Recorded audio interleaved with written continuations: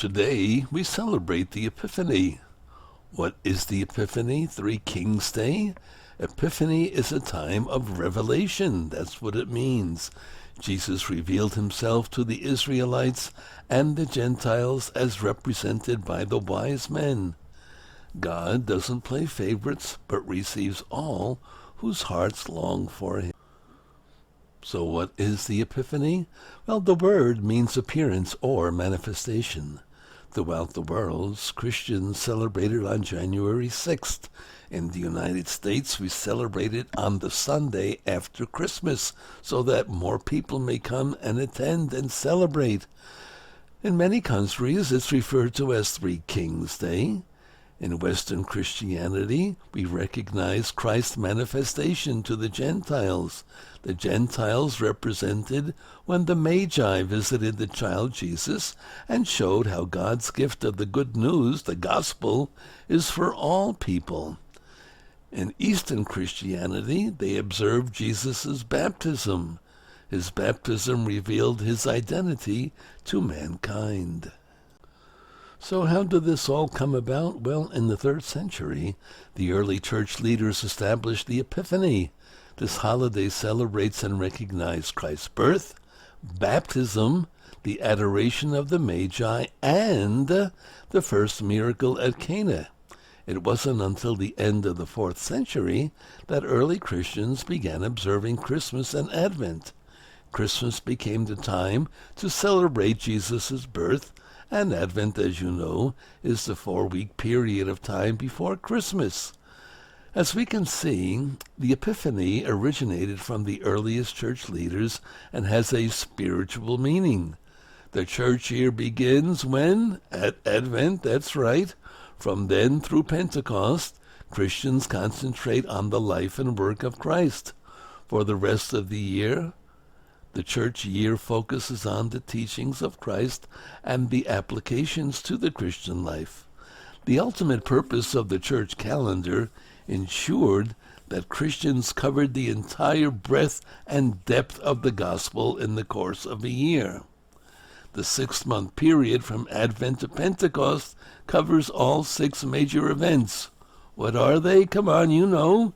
Advent, Christmas, Epiphany, Lent, Easter, and Pentecost. Very good. Since Epiphany means manifestation, early celebrations honored any of the 4 manifestations of Christ: his birth, the adoration of the Magi, Jesus' baptism, and the first miracle at Cana where Jesus turned water into wine. These 4 manifestations revealed God to mankind. At his birth, the angels bore witness, and the shepherds, representing Israel, bowed before Jesus. The visit of the Magi revealed Jesus to the Gentiles. At his baptism, the Holy Spirit descended, and God declared Jesus' identity. And the first miracle at the wedding in Cana revealed Jesus' divinity over nature. God disclosed himself to humankind through the person of Jesus. He made himself known so we might know him. Now here's what Wikipedia has to say about the Epiphany.